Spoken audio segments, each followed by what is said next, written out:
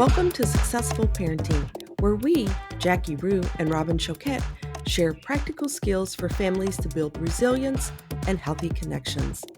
As practicing professionals and parents ourselves, we hope this podcast is a resource for parents to grow, reflect, and learn more about themselves and their children. Our approach is simple, tangible, and most importantly, we lead with compassion for the integrity of the families we serve.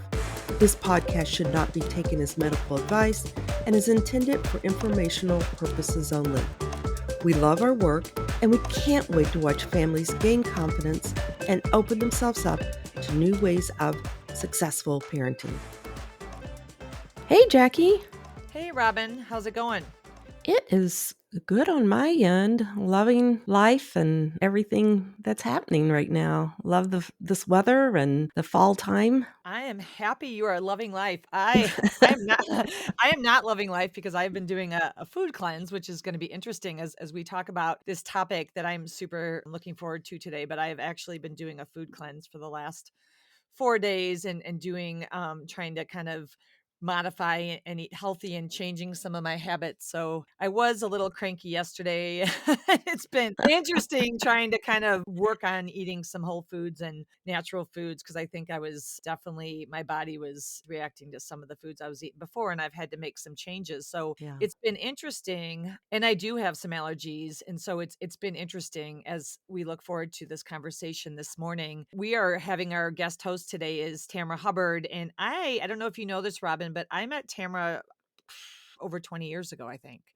Wow. Yeah, Tamara and I were taking a workshop together in the city, and I can't recall exactly what it was on. I want to say it might have even been a test prep class or some type of workshop that we were in, and we met, and we both ended up working at Amita Health together. Right. And so Yeah, I and have that's where been, I met her. yeah. Yeah. So I've had the pleasure of kind of watching her journey over the last 20 some years, and it's been pretty remarkable. You know, she's done a lot to support families, and she's done a lot in the community and in the world of education around food allergies as a parent herself with a child that has allergies. And so she really brings a unique perspective as well as a lot of experience on how, as clinicians, as parents, as educators, we really should be supporting families that are dealing with food allergies. And I find, as we've talked about, this is an area that's largely misunderstood. Mm-hmm. When I'm working with clients, a lot of times they will tell me they feel like they're being bullied at school or that,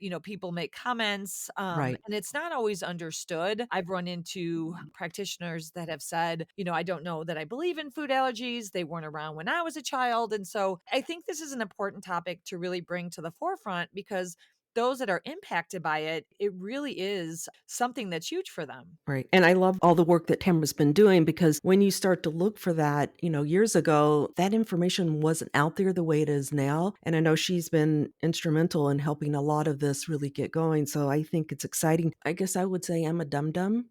When you think about food allergies. I am too. Welcome, Tamara. Hi, guys. I'm just Hi. smiling, listening to you guys talk, and I have a huge grin on my face. Just, I'm enjoying your podcast just sitting here as a listener. So, Oh, good, um, good. thanks for having Tamara, me, though. no, and this is probably a topic we're going to want to continue because I know I Mhm. work with a lot of families that parents or the children have anxiety or OCD, and sometimes there's a lot of crossover, and so I Yeah. need to get more educated on this as well.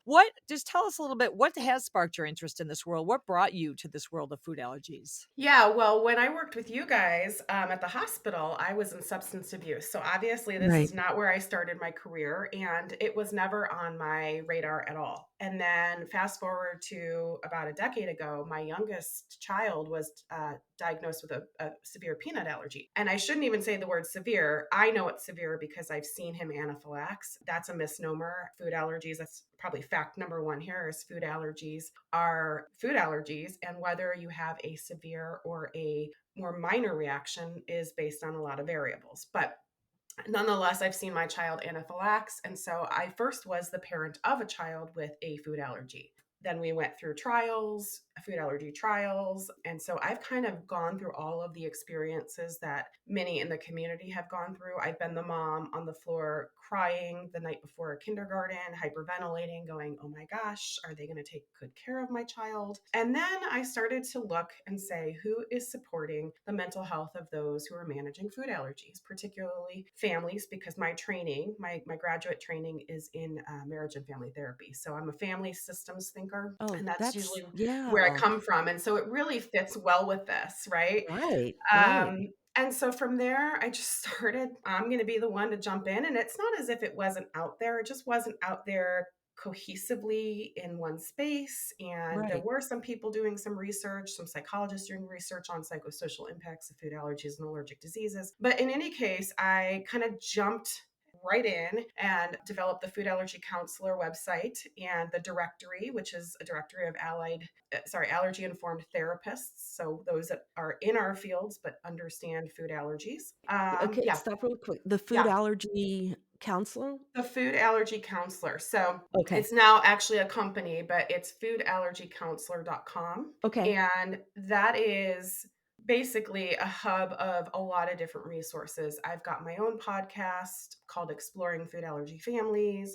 I've got the Food Allergy Counselor Directory, which is a self service listing of allergy informed therapists across the US and other countries. There's a membership program for therapists who are allergy informed, and we run monthly peer consultation groups and connect and network. There's blog posts, there's therapeutic worksheets. So I've kind of just over the last, 5 years or so grown all of these resources. At the same time, I've become very involved in the medical side of it. I'm an allied healthcare member of the two major medical organizations for allergy and immunology in the United States. Because this is a medical diagnosis and medicine is outside of my scope, it really helps when you're working in this space as a clinician, as a therapist, to have a connection or understand and connect with allergists because that's in their scope. The medical piece is not in our scope. Right. So you're really connected in both worlds and support the family. Yeah, I'm kind of straddling a couple of different fields, right? I'm in the therapy field, the counseling field, focusing on really family systems and parenting the last, number of years. And then I'm also, because this is a medical diagnosis, I'm in the medical space as an allied healthcare professional, which means I'm not a doctor, but Mhm. I'm in a field that is, an ally of the allergist. So dietitians would be in there as well. So we are professions that would help support the patient care of those managing allergies, but we're not physicians. Okay, that makes Well, and sense. that's interesting because I think there's such an emotional component to it, right? And there's Yeah. such, I know families have said we just don't know. We're not always equipped with the tools to know how to support our children. Yeah. And Right. it is such when you're told your child has this, there's so much anxiety that kind of comes with that. And families will say it really does cause a lot of anxiety. Am I doing the right thing? What should we do? How do we do it? And I do think this is such a valuable resource. Right. I was going to say, because I was thinking about, when you started the school anxiety program and then I came in right after you, we often saw a lot of families in there. And that was part of the discussions talking about the allergy and how it was Yeah. really impacting the families. Do you want to tell us a little bit about your framework that you're talking about Yeah. and really how you support the families dealing with food allergies? Yeah, so the framework that I developed, it was adapted from the work of Ellen Galinsky, and it's called the 6 stages of allergy parenting or food allergy parenting. And Ellen Galinsky was a researcher that looked at families across socioeconomic backgrounds, cultural backgrounds, in different locations of the United States. And she found one thing in common across all of these families is that there were these stages of parenting that parents went through that kind of matched the stages of development that their children were going through. And so from that research, when I came across that, I thought, well, gee, I've worked with a lot of families managing food allergies, and I'm seeing some similarities no matter what their backgrounds are, what their allergies are, what their experiences have been. And so I sort of adapted her work and built it out into this 6 stages of allergy parenting. And the framework really is there to help parents. It's really a guide, a map, so to speak, where you're at now and where you're heading. And not that I want parents to be focusing too far in the future, because actually that is one of the triggers of anxiety. But I want them to understand that, if they're at the earlier stages, that when we're parenting a child with food allergies, we're really needing to teach them skills to become an adult that can manage their own food allergies in a safe way that's not too restrictive. And so this framework helps them understand at each stage what their parenting focus and their goals should be. And it's also a way for them to check and say, are my own emotions getting in the way of me achieving these parenting goals? And if so, I can see how in the next stage that's going to cause a problem, because as we know, children learn through scaffolding. They learn through building upon skills in each stage. And so if our anxiety, for instance, is, really holding us back in the earlier stages of our child's development, then by the time they become a teenager and they're, having normal developmental milestones of wanting autonomy and independence, and we are so anxious that we can't give that to them, that's going to cause a problem. For sure. And I think just, for parents having guidance, because so much fear and worry does come with food allergies and parenting. And Absolutely. once you've been through an experience where, possibly your child's had a reaction, even I know when my children were young, we had another child was sleeping over and they had a reaction when they were Oh at boy. my house. And I remember they slept over and I literally sat next to them the whole night while they were sleeping in the Yeah. basement because I was so nervous. So you can understand how that would Mhm. feel as a parent, right? Of living that every single day. Right, because you can't control their environment all the time. No. And as we've said, it is so misunderstood. And so you can tell others. And I've even heard parents say, well, the child should know. But let's be honest, if Mhm. the child's 7 or 8, Yeah. they don't fully know. They don't check things. I mean, they're not at that capacity to really advocate for themselves. And Right. sometimes I've seen situations, where you had said previously when we had talked that, a teacher might say to the class, we're not able to do this activity because Joey has a food allergy, Mhm. and what that makes that child feel like. For parents, I think you hit the nail on the head when you say we want to control things, right? And so it's hard enough being a parent, full stop. And then you add a Right. diagnosis like a Right. food allergy on top of this. And I Right. probably should pause here and clarify, because again, we keep talking about how food allergies are misunderstood. It's very common for people to think food allergies are food intolerances, and they're not the Mhm. same thing. Food intolerances involve the digestive system. And so you might get an upset stomach, you might have a lot of gas, might make your body feel unwell, but they're not life threatening. It's just uncomfortable and horrible to feel. Mhm. But food allergies involve the immune system. And so essentially, what's happening is when you ingest an allergen of yours, your body sees it as a poison, an invader. And it starts to, go into action to take care of it. And so you could have symptoms that involve breathing, that involve digestive system, right? Vomiting, cramping, all that diarrhea. But it's a completely different thing. They go through two different systems, and one is life threatening potentially, and one is not. So if you're living with food intolerances, they may have an impact on your quality of life, of course. I'm not downplaying that at all.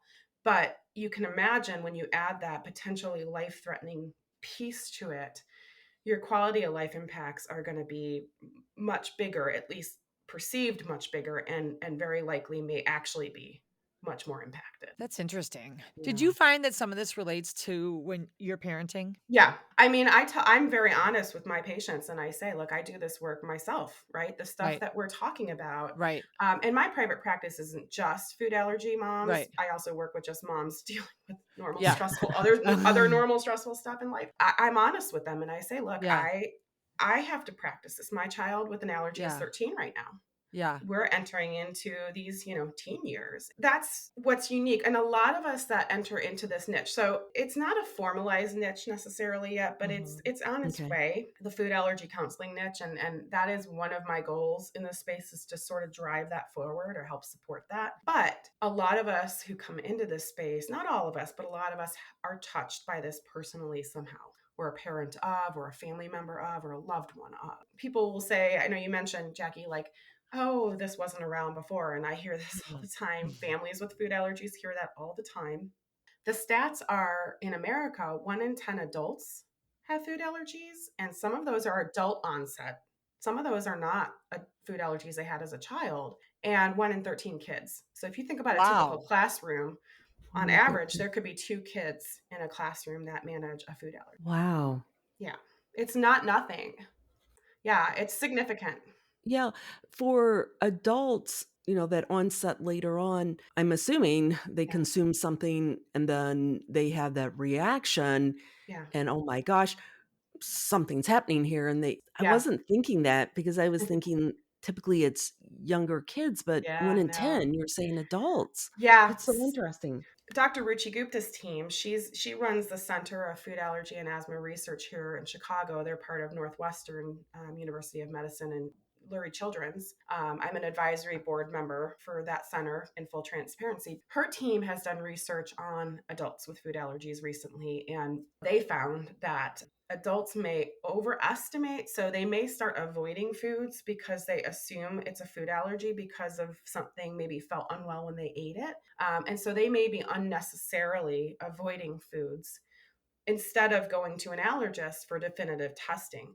But to your point, Robin, like typically an adult onset food allergy, and again, I'm tapping into the medical side and I'm pulling from medical information, obviously, since I'm not a doctor, they often will have some kind of reaction that sends them to the allergist to get that confirmed. But do people just find out because of the reaction? It's a case of for adult onset, I've been eating X, Y, and Z my whole life, and suddenly I eat it and something is not okay. Or I've never really eaten it and I ate it and wow, Yeah. like a true food allergy, you would have a reaction to a food every single time you ate it. And it would be, usually those happen within the first 2 hours of eating it, ingesting it, and it could potentially be life threatening. So when we say foods don't, make our bodies feel good, it could just be a tolerance issue, again, outside of my Mhm. scope, but I just, And when it's that intolerance, it's not consistent. It's comes and yeah, goes based on like you see people talk about dairy intolerance yeah, and they may, milk may really bother them, but you see them, loving ice cream and you're like, yeah, wait, this doesn't make sense. But it's something about the fat content and all that, right? I think in the yeah. dairy product that people have an intolerance or something. Yeah. They may have a lactose intolerance, but that's not a food allergy. Yeah. And there's a lot of misconceptions about that. That is very common. And even with food allergies, again, this is the medical component and I can say this because I'm educated in this space, but it's all based on variables, right? So how much of it did you ingest? Is it allergy season? So your immune system is already taxed. Oh, okay. All these things, right? So it's not as if every single time your reaction will be exactly the same, but it is an immune based reaction. So it's different than an intolerance. Can you, Tamara, briefly just review the 6 stages? I mean, this is so Yeah. interesting. What would you say the 6 stages are? And then, we can really start talking about some resources that are Yeah. out there because I think families are probably that have children or even, if they're experiencing food allergies themselves, will find this so helpful because I think it's affirming to know that there other people can relate. Yeah. Oh, yeah. I mean, this is one thing, Kristen Neff does a lot of work on self compassion, and common humanity is a component of compassion, self compassion. And so I think you just nailed it. I want families to understand that they're not alone in the way that they feel. If they feel anxiety, if their child or someone in their family is managing a food allergy, that is a normal part of this experience is having anxiety. But anxiety isn't bad, it's just a feeling, and we have to figure out what to do with it and how to manage it so that it doesn't push us towards actions and behaviors like you guys mentioned before, which are over avoidance of things or life limitations. So, it's really boiled down to 6 stages. The first stage is really the pre-birth stage. And for those that are managing food allergies or parents who maybe are having their first child, it's a very similar stage to those managing allergies and not managing allergies. The difference is that if you are a parent of a child who already manages allergies and you're pregnant with your second child or subsequent child, you may be more worried about that child, the new baby, developing food allergies. And so you might find yourself really preoccupied about that. And so that's something to pay attention to in that stage. And I would say discuss that with your child's allergist or your physician to find out about when the child is born, what the research says about early introduction of allergens and how to do that. The next stage would be the nurturing stage, which is infancy.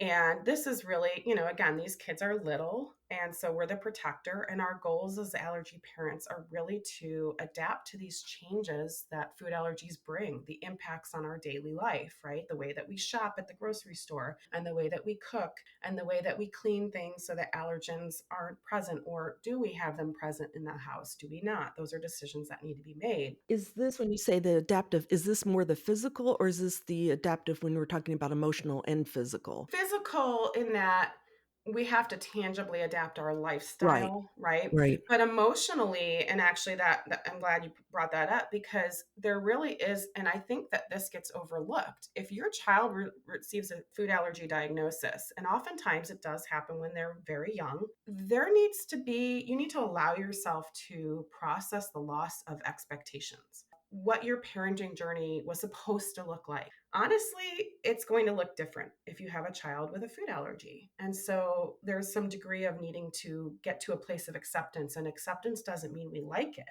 It just right. means we have to say, this is what we're dealing with. And so that's really that stage. And I'm really boiling this down. Wanted to just give the highlights. The next stage, honestly, after that is the toddlerhood and preschool stage. And so really the parents are acting as the boss, developing the family's rules about food allergies. You start teaching your child how to, acknowledge that they have a food allergy, those basic skills. And then really it's important at this stage to look for and be willing to be open to opportunities to practice these skills outside of the home. Again, as parents of toddlers and preschoolers, we're the ones who are managing the food allergy. The kids are Mm-hmm. still young. We need to be making sure that they understand they have a food allergy, and identifying their allergen, and being able to just even simply say, I have a food allergy. That Um, makes sense. and Yeah. then those parents in that age, the things to watch out for are a lack of trust in others, which is very often part of the anxiety. I don't trust others to keep my child safe. Over functioning. So a lot of times I'll see one parent doing all of the allergy management or most of the allergy management, and then the other parent just sort of, allows that parent because they're the one that's maybe more researched on food allergies. But again, we know as therapists that people, kids, adults, develop confidence by competence, which is by doing something. And so Mm-hmm. both parents need to learn how to manage the allergy also, so that there's some balance, and the one parent doesn't get burnt out.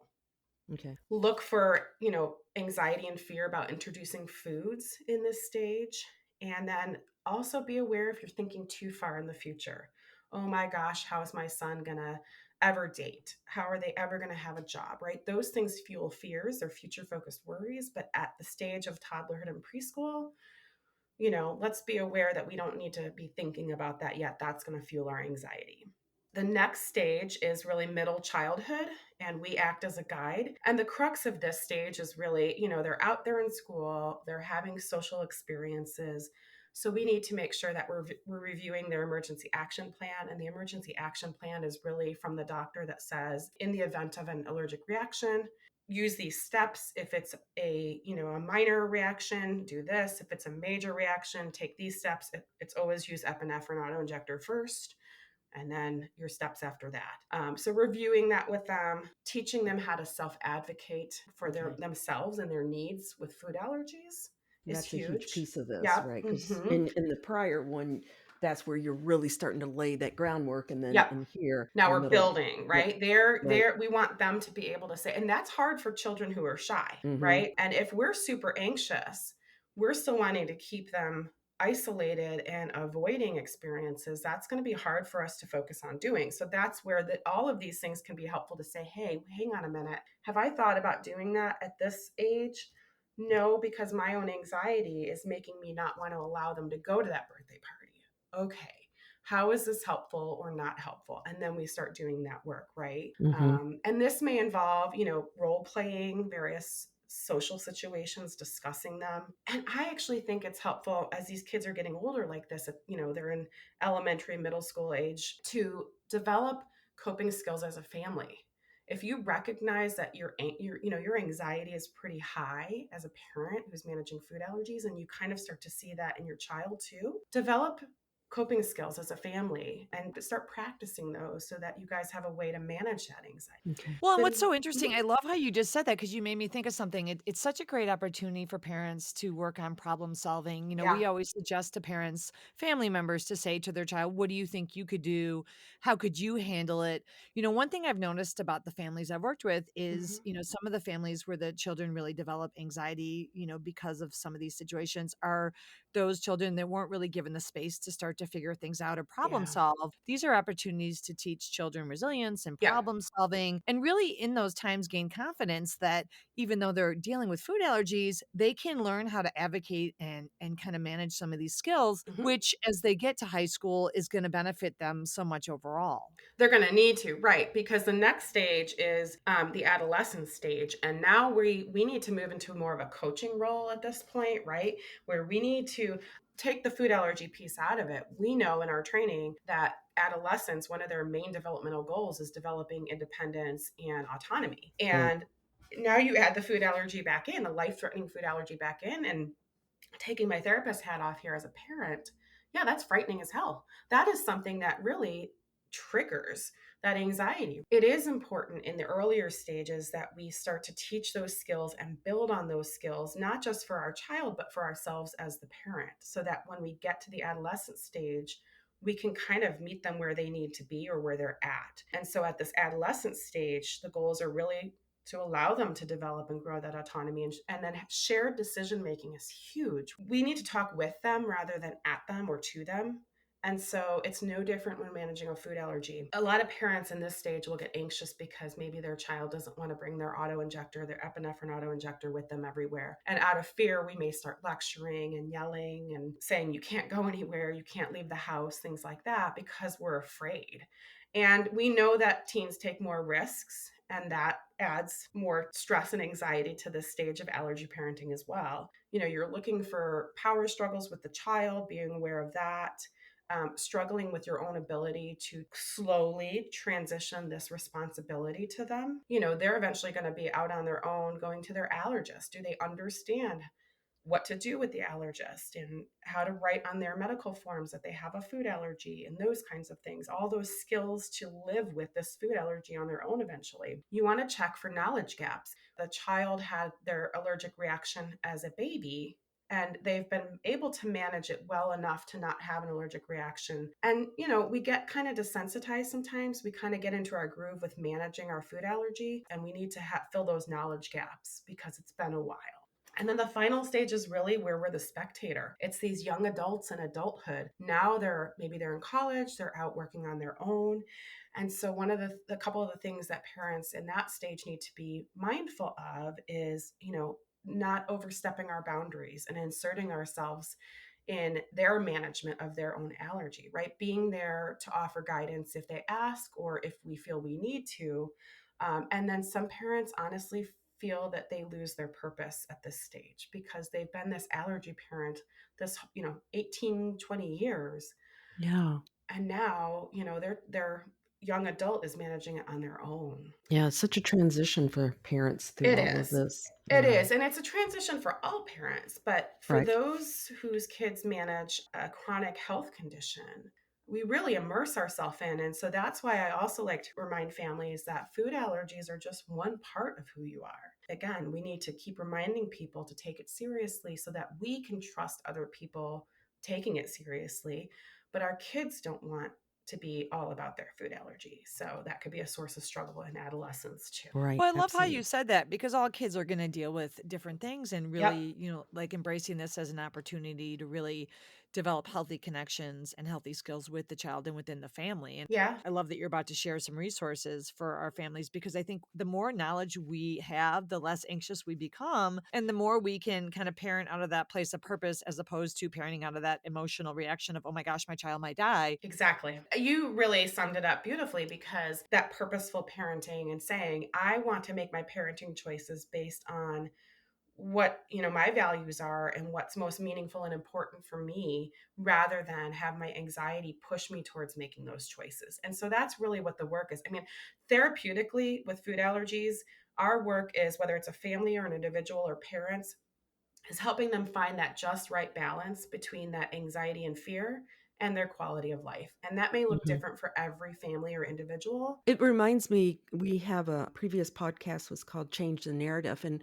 Jackie and I really talked about is embracing the anxiety because Yeah. it's very purposeful, it's very helpful, it helps them to be alert. Yeah. But if they drive out of that, right, Mhm. then it's different than attending to it, acknowledging it, and honoring when we feel anxious. That's really an important thing for us to experience Yeah. for survival, but we can't drive out of that because that's when we start to see really impulsive, Yeah. not as effective decisions often. One of the talks that I give is called Befriending Food Allergy Anxiety. And it's basically, we need to look at it different. We need to change the narrative about what food allergy anxiety is. How do we work with it? And then how do we help turn its volume down when we need to?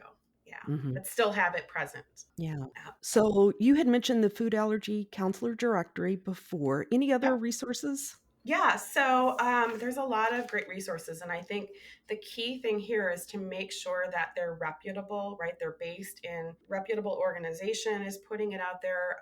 There's a lot of people who put information out there head towards those organizations that really are reputable. So some of those would be FARE, FARE. So they are the Food Allergy Research and Education Organization. My website, my company, the Food Allergy Counselor. There's a ton of resources there. There is Allergic Living magazine, and they do an online magazine now with a ton of blog posts as well. They actually have a food allergy anxiety guide that they put out a couple of years ago. So there's that. I was honored to write a few pieces for that. And then one of those medical organizations, AAAAI.org. So 4 A's and an I.org. And if you search on their website in the patient section or the community section for food allergy stages handouts. And so these are a phenomenal set of resources that one of their groups developed. And these are developed by psychologists in this space or mental health care providers and allergists together. They make these stages handouts for parents or for physicians to share with their patients that really go by stage and talk about what the child's going through, and different than what my food allergies, the 6 stages focuses on. It's more of the tangible, tactical things and practical things, but they're excellent sources of information. And these are good things even to hand out to family members, right? Maybe grandma and grandpa don't understand food allergies as well. So then share this with them. That's awesome, and we can always refer them to these websites as well as to your group. It's really important to have reputable resources for families to turn to, because when we find ourselves spending hours researching things online, that's an indication that we probably need some answers from sources rather than us trying to figure the answers out ourselves. This is not my area of expertise, and I love how you have the added experience of being a parent yourself and Yeah. being able to walk the walk because I think we really do need to support each other. The last question I have, are there any like online support groups or online classes families can take? Yeah, so there are a ton of online support groups. A lot of them used to be in person, but obviously with COVID and just over time, loss of volunteers, a lot of them are just sort of online groups that people can find, like on Facebook and such. FAIR has a list of support groups that they sponsor. So people can find support groups that way. The one thing that I would say is with online groups or social media accounts that relate to food allergies, just to be aware if you're in a group or you're following an account and you're noticing that every time you kind of walk away from that, you're feeling way more anxious than when you went into that group or engaged with that account, that might not be the right group for you at this time on your parenting journey. So just to really evaluate if that, whatever group that they find, whether it's through the support groups on FAIR's website or it's an online Facebook group, to really just know what it is they want to get out of those groups. And then if that's not meeting their needs, to be okay to walk away and find a different Absolutely. I agree with you because I love some of those groups. So I know I've been group. part of some groups that I've just unfollowed because it Yeah. wasn't helpful for We me. don't have to be involved in all of them. We really truly don't. It's not like we need to collect them all and say we'll miss something if we're not in all of them. Tamara, we love this conversation. Learned so much. Thank you so much. We'll have your information in our description. As we're wrapping up, we want to ask you 3 questions that we ask all of our guests.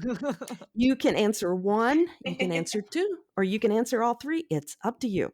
Okay. So the first one is, tell us one of your funny parenting stories. This could be you as a parent or you as a child. 2 is, what TV, family, or movie would you want to be a part of and why? Mhm. And the third is, what does successful parenting mean to you? What does successful parenting mean to me? Both as a parent and as a clinician that works with parents and families, it really to me means mindful parenting. And that looks like balancing the development of your relationship with your child or your children, and then making mindful progress towards skill building, teaching them skills, but also being aware of that relationship that you have with them and trying to find that balance between the two. Love it. I love it. I think you're going to have a lot of parents reaching out because I shared with some families that we were getting to have a conversation with you today, and they were like, oh my gosh, I can't wait to hear it. So I think, there's so many that don't even know these resources No, exist. And I know.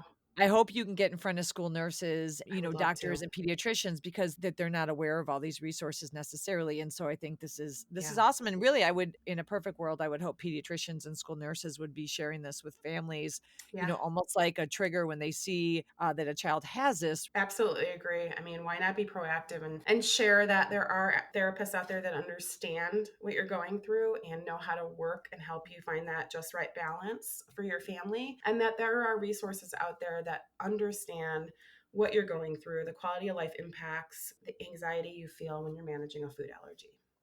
Yes. Definitely.